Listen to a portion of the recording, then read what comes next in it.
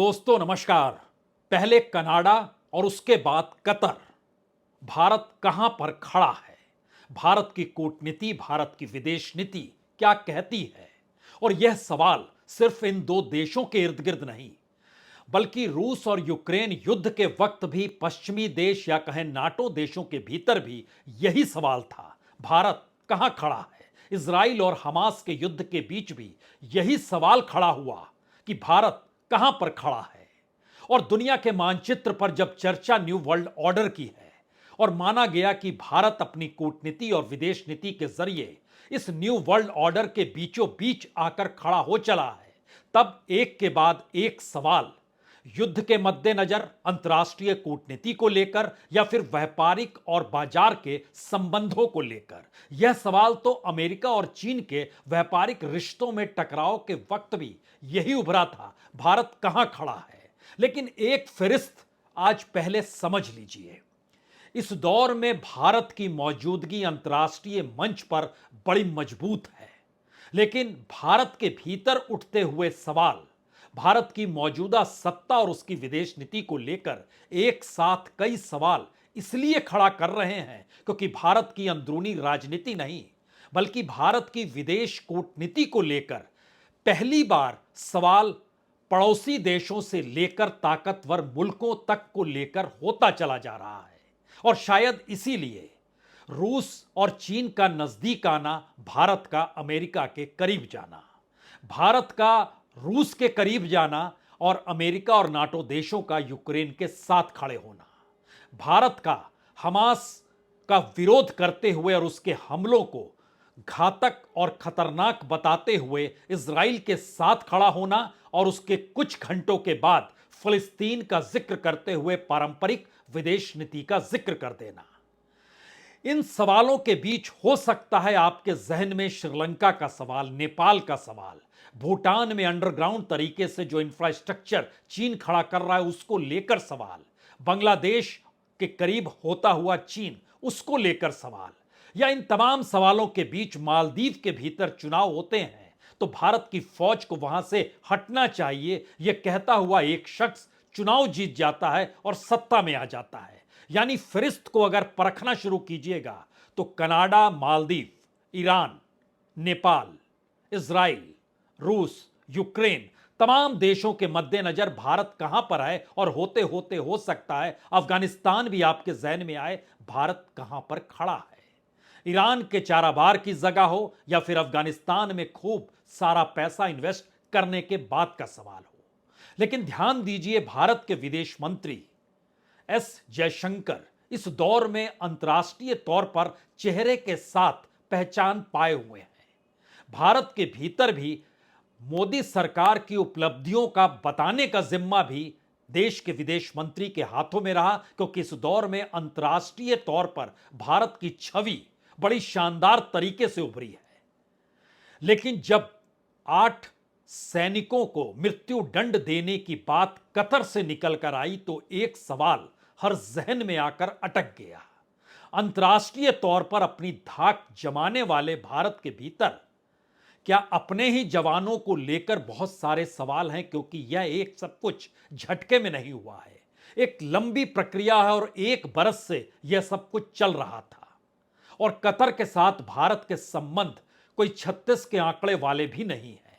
ऐसा भी नहीं है कि प्रधानमंत्री मोदी वहां नहीं गए और वहां के राष्ट्राध्यक्ष भारत नहीं आए, सब कुछ हुआ है। लेकिन बावजूद इसके हमें लगता है आज शुरुआत तो उस 1 बरस की यात्रा पर पहले कर लीजिए जिन 8 सैनिकों को सजाए मौत कतर में दी गई है। और इसकी पहली जानकारी कब आई, कैसे धीरे धीरे यह मामला आगे बढ़ा, इस भारत के भीतर के जो पूर्व एडमिरल्स हुआ करते थे उनका क्या कहना था, यह एक पूरी प्रक्रिया है जो बतलाता है कि अपने ही सैनिकों को लेकर, खास तौर से तब जब भारत के भीतर सैन्य अवस्था का राष्ट्रवाद पूरे उफान पर है और नेशनलिज्म का मतलब सीमा और सेना से जोड़कर मौजूदा सत्ता देखने से कतराती नहीं है, लेकिन सत्ता बनी रहे इसको लेकर इस देश के भीतर की राजनीति ने इस देश के तमाम मंत्रियों को झोंक दिया। और यह सवाल राजनीतिक तौर पर बड़ा होता चला गया जब सरकार इस देश के तमाम संस्थानों को चुनाव में झोंक देती है, तो उसके बाद इस देश की विदेश नीति या कूटनीति भी भारत की अंदरूनी राजनीति को प्रभावित तो नहीं करती है। और अगर प्रभावित करती है तो प्रतिक्रिया क्या उसी अनुकूल निकल कर तो नहीं आएगी? यह सवाल नहीं है आज का, यह मौजूदा वक्त का एक पारदर्शी चेहरा है। जिन 8 पूर्व सैनिकों को सजाए मौत कतर में दी गई, उसमें से 3 कैप्टन स्तर के, 4 कमांडर रह चुके हैं, 1 सेलर है यानी नाविक हैं, और इंडियन नेवी में ये 8 लोग काम कर चुके हैं। जो रिटायर्ड कमांडर पूर्णेंदु तिवारी हैं, ये तो वार हीरो रह चुके हैं, और विदेश में रहने वाले भारतीयों को जो सर्वोच्च सम्मान से जब सम्मानित किया गया, जो कि प्रवासी भारतीय सम्मान दिया जाता है, उसमें पूर्णेंदु तिवारी जो कि रिटायर्ड कमांडर नेवी के, इंडियन नेवी के, उनको भी राष्ट्रपति कोविंद ने 2019 में दिया था। सवाल उसके और आगे का है कि उनके साथ जिन्हें सजा हुई है उसमें एक रिटायर्ड कैप्टन ओके शर्मा भी हैं, ये विशिष्ट सेवा मेडल पा चुके हैं। लेकिन आज इस बात के जिक्र की जरूरत नहीं है। सवाल तो यह है कि अगस्त में जब इन्हें गिरफ्तार किया गया, पकड़ा गया, उसके बाद से पहला प्रतिक्रिया जो भारत में आई वो नवंबर दिसंबर के महीने में आई, और उसके बाद फिर एक लंबी खामोशी बरती गई। उस दौर में पार्लियामेंट के भीतर भी सवाल उठे, विदेश मंत्री ने जवाब भी दिए और इसकी संवेदनशीलता को समझते हुए जवाब दिए कि हम चौकन्ने हैं। लेकिन आज की तारीख में जो सवाल उठ रहे हैं उसमें आपकी संवेदनशीलता और चकन्नापन और भारत के भीतर की विदेश नीति और विदेश नीति से देश की अंदरूनी राजनीति को प्रभावित करने का कहीं ज्यादा बड़ा उफान है। तो एक क्षण के लिए सोचिए कि जो आरोप लगे हैं वो इजराइल के लिए कतर के सबमेरिन कार्यक्रम की जासूसी के लगे हैं, और इसकी जानकारी इससे पहले कभी किसी को नहीं थी। तो क्या सब कुछ एक अंतर्राष्ट्रीय कूटनीति के तहत कतर ने भी यह खेल किया है, और वो जान रहा है कि जिस लिहाज से हमास और इजराइल टकरा रहे हैं उसमें आने वाले वक्त में मिडिल ईस्ट यानी अरब देशों को इस दौर में बहुत कुछ तय करना है, और उसमें बच नहीं सकता है कोई भी देश जो ये सोचता है कि उसकी मौजूदगी इस मिडिल ईस्ट में रहे, लेकिन उसके अपनी कूटनीतिक संबंध अंतर्राष्ट्रीय तौर पर नाटो देश के साथ रहे या अमेरिका के साथ रहे या किसी दूसरे बाहरी देश के साथ रहे, उसे यहां पर रहना है। तो क्या उस कूटनीति के माध्यम से अचानक एक झटके में इजराइल के लिए कतर में रहते हुए ये जासूसी कर रहे थे और इनको सजाए मौत दे दी गई? अगस्त 2022 कतर की खुफिया एजेंसी ने पूछताछ के लिए इन्हें पकड़ा था, और पहली बार जो ट्वीट किया गया वह पूर्णेंदु तिवारी की बहन मितु भार्गव के जरिए 25 अक्टूबर 2022 को पहला ट्वीट किया गया, जिसमें जानकारी उन्होंने दी कि भारतीय नौसेना के 8 पूर्व अधिकारी जिन्होंने देश की सेवा की है वो पिछले 57 दिनों से 57 डेज से कतर की राजधानी दोहा में गैर कानूनी तरीके से हिरासत में हैं। मैं भारत सरकार और उससे संबंधित अधिकारियों से अपील करती हूं कि वो जल्द आवश्यक कदम उठाएं और इन अधिकारियों को रिहा करवाकर इन्हें कतर से भारत लाएं। और इस ट्विटर अकाउंट के जरिए उन्होंने प्रधानमंत्री को भी टैग किया था। उसके बाद सवाल था, और मिथु भार्गव ने एक इंटरव्यू बीबीसी को दिया तो उसमें कहा कि मुझ पर यह कहा गया कि आप इस ट्वीट को हटा दीजिए, अन्यथा इनके सामने और मुश्किल आ जाएगी। लेकिन सवाल उस ट्वीट का नहीं था, सवाल था यह जानकारी भारत के भीतर आ चुकी थी।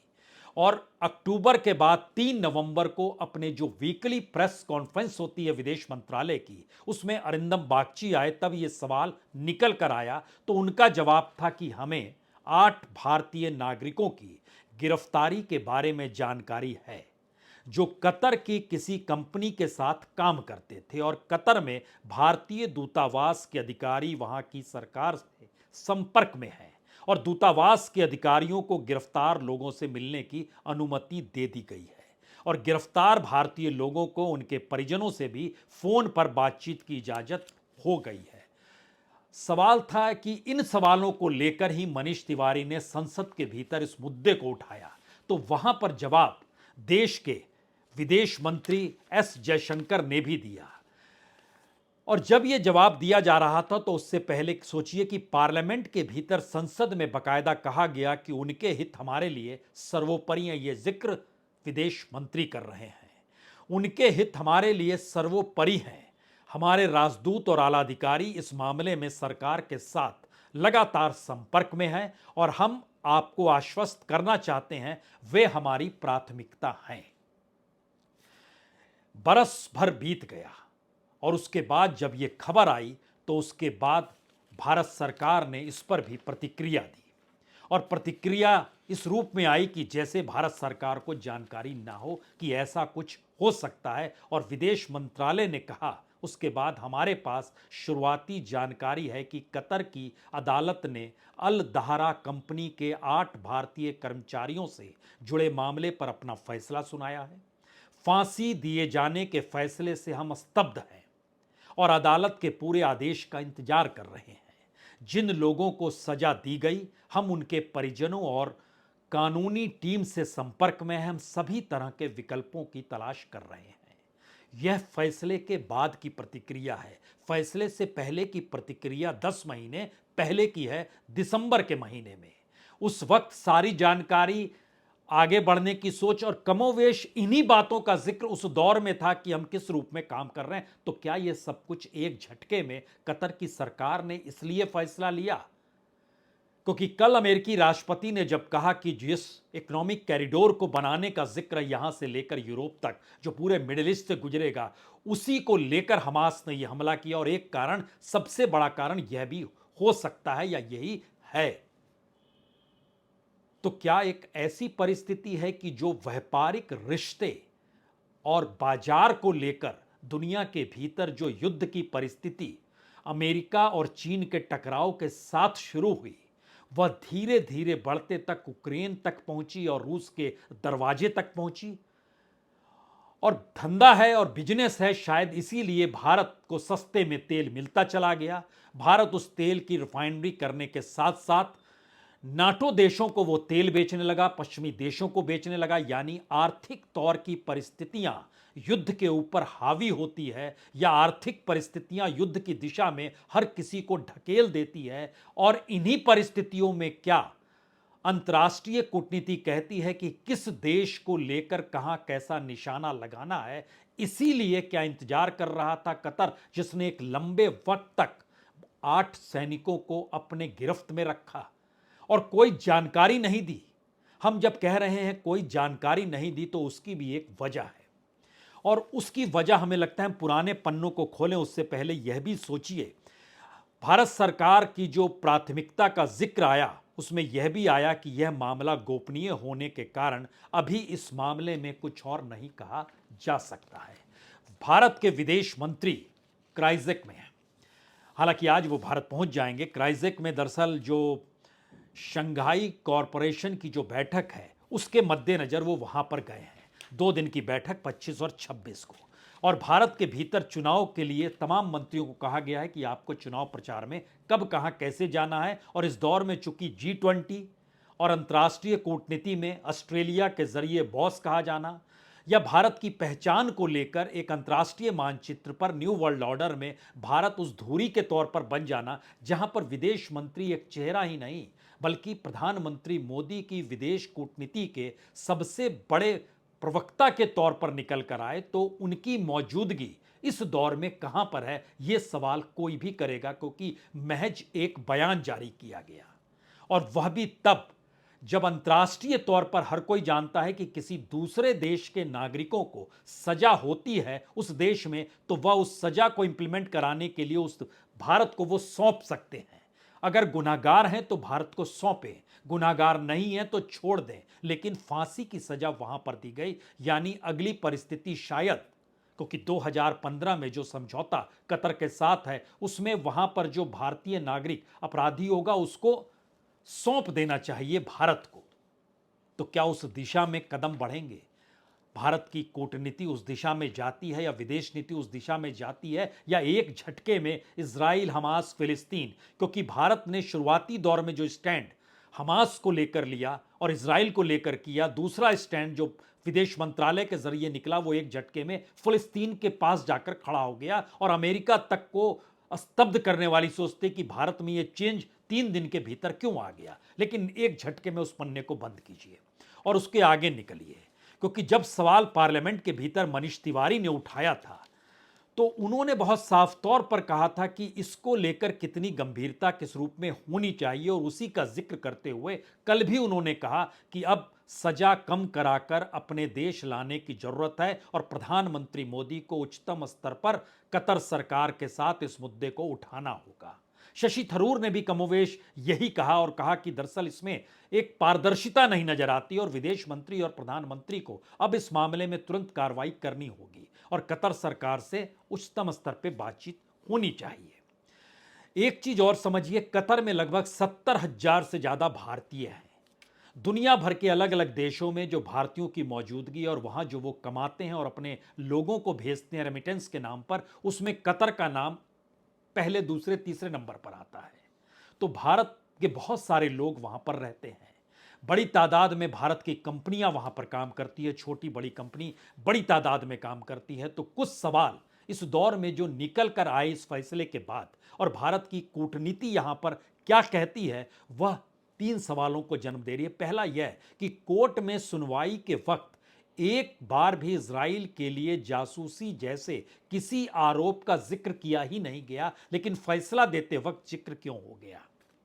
दूसरा सवाल, इजराइल को लेकर भारत का रवैया और भारत की विदेश और कूटनीति जिस लिहाज से करीब खड़ी नजर आई, क्या उससे हमास एक झटके में उस मानचित्र को हिलाने में डिगाने में लग गया, जहां उसे यह महसूस होने लगा कि अब भारत के साथ अंतर्राष्ट्रीय कूटनीति के आश्रय ही चीजों को संभालना होगा, सामान्य बातचीत से नहीं होगी, इसलिए इस फैसले को लाकर खड़ा किया गया। लेकिन यहां एक और चीज समझनी चाहिए, इजराइल कतर की प्रशंसा कर रहा था जब कतर गाजा में राहत सामग्री भेज रहा था। उस वक्त अमेरिका ने भी कतर की प्रशंसा की जब कतर ने एक लिहाज से मिडिलमैन के तौर पर गाजा से 2 अमेरिकी नागरिकों को छुड़वा दिया, बंधकों को रिहा करवा दिया। अपनी अपनी जरूरतों के मद्देनजर मिडिल ईस्ट के भीतर के संघर्ष में भारत कहां पर खड़ा है, यह सवाल क्या मिडिल ईस्ट के देशों के भीतर अभी भी एक बड़ा सवाल है, और क्या वही एक सवाल है जो एक झटके में भारत की तात्कालिक राजनीति को संभालता है, लेकिन एक झटके में तात्कालिक अंतर्राष्ट्रीय कूटनीति में हाशिए पर चला जाता है। ये दोनों तीनों सवाल इसलिए भी बड़े महत्वपूर्ण हैं क्योंकि उस वक्त जब कहा जा रहा था कि हमने क्या कुछ किया है, वहां पर जो 8 लोग हैं 1 बरस पहले फिर लौटिए। जब भारत सरकार कह रही थी कि हमने उन लोगों से मिलने के लिए एक और काउंसलर एक्सेस की दरख्वास्त की है, हमारा दूतावास और विदेश मंत्रालय उन लोगों के परिवार वालों से लगातार संपर्क में है, हम उनकी जल्द रिहाई और भारत वापसी के लिए हर संभव प्रयास कर रहे हैं। और ये बात हो रही है दिसंबर नवंबर की, पिछले बरस, यानी 1 बरस पहले का ये जिक्र है। और एक इंटरव्यू एडमिरल रिटायर्ड अरुण प्रकाश है, उन्होंने बीबीसी को उसी समय दिया। अब आप सोचिए कि एडमिरल रैंक के व्यक्ति इंटरव्यू दे रहे हैं बीबीसी को, जो कि सेना के पूर्व चीफ ऑफ नेवल स्टाफ होते हैं। उनका कहना था उस इंटरव्यू में ये बहुत आश्चर्यजनक है, और यह भी 1 बरस पहले कहा जा रहा है और भारत सरकार को बताते हुए कहा जा रहा है कि यह बहुत आश्चर्यजनक है और फिक्र की बात भी है कि 8 भारतीय सैनिकों को कैद में रखा गया है, ना उन पर कोई चार्ज है, ना कोई स्पष्टीकरण दिया गया है, और उनको आखिर किस लिए बंद रखा गया है। अगर वो कसूरवार हैं तो वापस कर दीजिए, सजा यहां मिल जाएगी, और नहीं है तो छोड़ दीजिए। इस बात का जिक्र उस दौर में किया जा रहा है, और उसी दौर में बकायदा जो पूर्णेंदु तिवारी, जो कि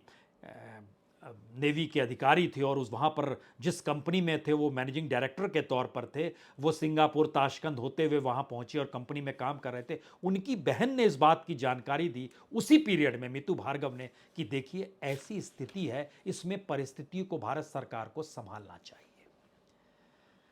हमें लगता है अंतर्राष्ट्रीय मानचित्र का एक चेहरा सवाल सिर्फ इजराइल हमास का नहीं है या यूक्रेन और रूस के युद्ध के दौर का नहीं है, भारत को तेल सस्ते में मिला तो भारत को लगभग 40,000 करोड़ का लाभ हो गया। अंतर्राष्ट्रीय कूटनीति में भारत ने रूस से कह दिया कि युद्ध कोई रास्ता नहीं है, शांति ही रास्ता है, तो अमेरिका ने पीठ थपथपा दी। सवाल उसके आगे का है। भारतीय नागरिकों को लेकर जो संवेदनशीलता दुनिया के तमाम विकसित देश अपनाते हैं, क्या भारत अपने नागरिकों को लेकर अंतर्राष्ट्रीय मंच पर उस संवेदनशीलता के साथ खड़ा है या नहीं खड़ा है? भारत की अंतर्राष्ट्रीय कूटनीति परिस्थितियां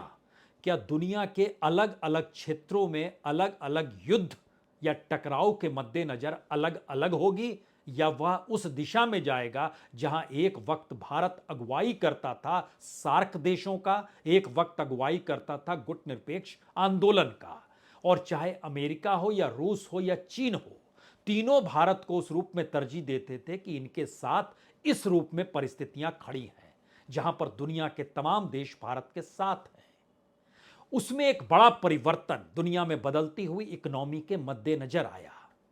और अमेरिका के साथ भारत का करीब जाना और वहां पर खास तौर से ट्रंप सरकार की साथ प्रधानमंत्री मोदी की नजदीकी और उसका रिएक्शन रिफ्लेक्शन किस रूप में हुआ, यह इस रूप में भी समझा जा सकता है कि भारत के पड़ोस में नेपाल में जब संविधान बन रहा था, जो तकरीबन 8 साल पहले का हम जिक्र कर रहे हैं, उस दौर में भी संविधान को लेकर जो भारत के साथ संबंधों का बिगड़ना रहा हो, प्रधानमंत्री मोदी ने वहां जाकर जो संविधान बनाने में मदद का जिक्र किया था, लेकिन उससे हटकर अगर इस पूरे बेल्ट को परखना शुरू करें, जो हम जिक्र आपसे करना चाह रहे हैं कि खास तौर से चीन और पाकिस्तान मसला नहीं है, इस दौर में नेपाल है, भूटान है, मालदीव है, बांग्लादेश है, श्रीलंका है, और ये तमाम परिस्थितियां जापान, ऑस्ट्रेलिया और अमेरिका से बहुत दूर की है। इसमें हम कहां खड़े होंगे, और इस परिस्थिति को आगे ले जाते एक झटके में आपके जहन में यह भी आएगा कि कनाडा के साथ भी क्या हुआ, और कनाडा के साथ जो संबंध थे वो बिगड़ते बिगड़ते तकरीबन जो जानकारी निकल कर आई, एक बड़ी तादाद में अभी भी वीज़ा मामला वहां पर अटका पड़ा है। और इतनी बड़ी तादाद में हालांकि भारत सरकार ने अब शुरू कर दिया है, लेकिन बावजूद इसके अगर 17,000 के करीब वीज़ा इस दौर में अटके पड़े हैं, और जब हर कोई जानता है कि कनाडा भारतीय छात्रों के लिए उच्च शिक्षा पाने का एक सबसे आसान और सस्ता रास्ता है। वहाँ के टोरंटो चले जाइए, वावा चले जाइए, वाटरलू चले जाइए, वैम्पटन चले जाइए, सवाल सिखों का नहीं है, सवाल इस दौर में जो संबंधों के मद्देनजर, और कनाडा में टीसीएस की मौजूदगी है, इन्फोसिस वहां पर है, विप्रो वहां पर है, 30 कंपनियां भारत की वहीं पर काम करती हैं। सवाल जो निकल कर इस दौर में आ रहा है अंतर्राष्ट्रीय विदेश नीति और कूटनीति का, वह इसलिए सवाल है क्योंकि इससे पहले विदेश नीति भारत की अंदरूनी राजनीति को प्रभावित नहीं करती थी, और एक मानकर चला जाता था कि सब एक साथ एक मुश्त खड़े हैं। लेकिन जब विदेश नीति और कूटनीति को अंतर्राष्ट्रीय एस्पेक्ट से निकालकर देश की राजनीति में प्रभावित करने के लिए लाया जाने लगा, तो भारत की अंदरूनी राजनीति और यहां के लोग भी अपने आप को विदेश नीति और कूटनीति के आसरे देखने परखने लगे। और यही वो वजह है कि जब बेंगलोर, बंबई, चंडीगढ़ में कनाडा के जो दूतावास जहां से वीज़ा मिलता था वो बंद हुआ, तो कई सवाल एक झटके में वहां से निकलते चले आए। और इतना ही नहीं, जिन सवालों को लेकर भारत कनाडा से टकरा रहा था, ध्यान दीजिए 1961 की वियना संधि तक का जिक्र अमेरिका और ब्रिटेन करने लगे भारत को लेकर कि आप इसका पालन नहीं कर रहे हैं, जबकि भारत अमेरिका के नजदीक है, ब्रिटेन के नजदीक है अंतर्राष्ट्रीय कूटनीति में। लेकिन कनाडा का सवाल आते ही वियना संधि का जिक्र इन दोनों देशों ने क्यों किया? मैसेज सबसे बड़ा यही है कि इस दौर में अपने स्वावलंबन, अपनी कूटनीति और अपनी परिस्थितियों को परखते हुए अंतर्राष्ट्रीय मानचित्र पर अपनी मौजूदगी का एहसास कराना है इस न्यू वर्ल्ड ऑर्डर के दौर में, या फिर उस वर्ल्ड ऑर्डर के दौर में अपनी मौजूदगी अंदरूनी राजनीति को प्रभावित करने की दिशा को ले जाने की है। यह उलझन से निकलना होगा। और शायद यही वो वजह है कि जिन 8 पूर्व सैनिकों को सजाए मौत कतर में दी गई है, उसमें भारत के भीतर चिंता इसलिए ज्यादा बढ़ गई क्योंकि इस दौर में सैनिकों को लेकर, सैन्य बल को लेकर, सीमा की रक्षा को लेकर जो राष्ट्रवाद, भारत की राजनीति में घूमता चला गया, उसने इस देश के भीतर एक सवाल खड़ा कर दिया, क्या वाकई भारत के 8 पूर्व नौ सैनिकों को कोई सजाए मौत दे देगा और भारत खामोश रहेगा? संभव ही नहीं है। इंतजार कीजिए वक्त का और मनाइए। अंतर्राष्ट्रीय कूटनीति और विदेश नीति भारत की अंदरूनी राजनीति से प्रभावित ना हो, और मनाइए इस दौर में राष्ट्रवाद को लेकर जो परिभाषा राजनीतिक तौर पर गढ़ी गई, अगर उसी को मापदंड मानना है तो सरकार उसमें खरी उतर जाए। बहुत बहुत शुक्रिया, बहुत बहुत शुक्रिया।